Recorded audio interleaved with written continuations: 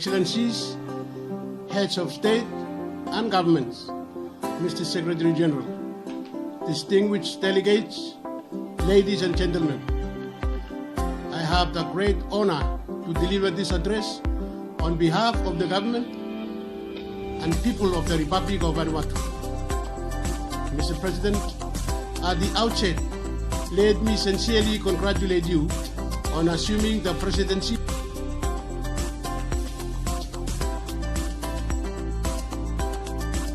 I call on the representative of Indonesia.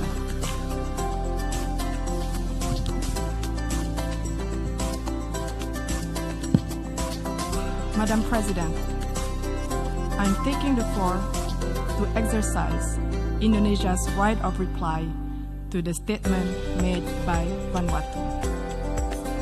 It is shameful that this single country continues to have excessive and unhealthy obsession about how Indonesia should act or govern itself. Frankly speaking, I'm confused. How could a country try to teach others while missing the point of the whole fundamental principles of the United Nations Charter?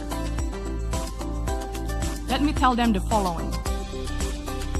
To do what is right is to respect the principles of non-interference in the domestic affairs of other countries.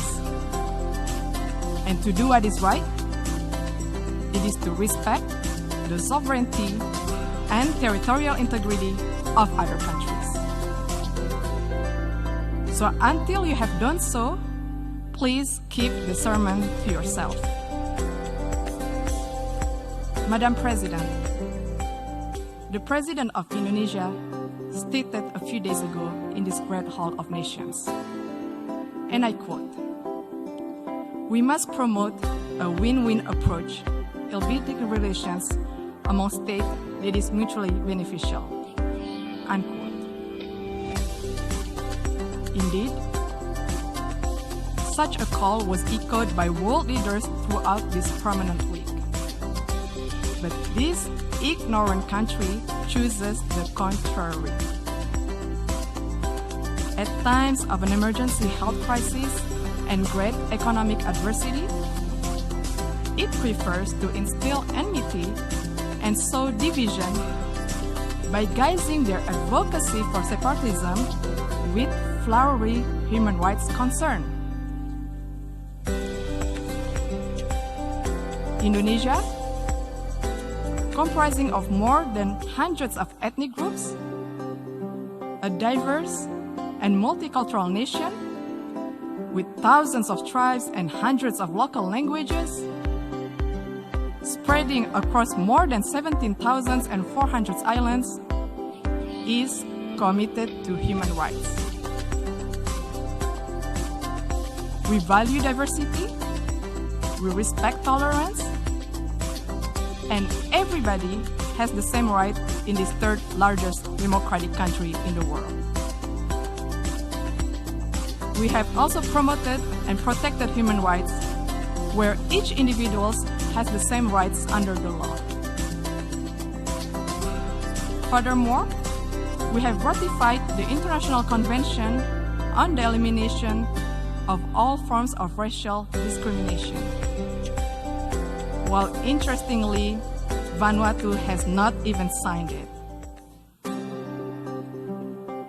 And how could one talk about promoting the right of indigenous people when it does not even sign the International Covenant on Economic, Social, and Cultural Rights, the core human rights instrument? This actually raises the question, do they really care about indigenous concerns? More importantly, Vanuatu has not signed and ratified the Convention Against Torture and Other Cruel, Inhuman, or Degrading Treatment or Punishment. We call on the government of Vanuatu to please fulfill your human rights responsibility to your people and to the world. Madam President, the accusation of human rights is typical. A tall tale that they sell and stage over the years in the hall. Let me tell them, you are no representation of the people of Papua. And stop fantasizing of being one. Papuans are Indonesians. All of us play an important role in the development of Indonesia, including on the island of Papua. Madam President,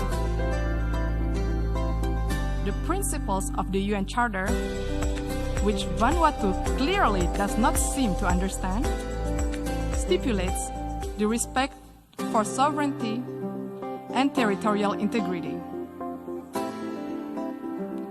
Indonesia will defend itself against any continuing advocacy of separatism conveyed under the guise of artificial human rights concern.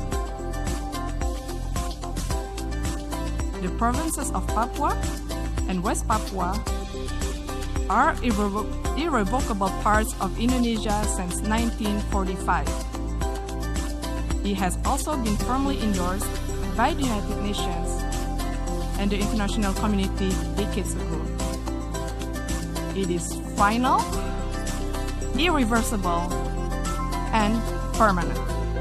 I thank you, Madam President.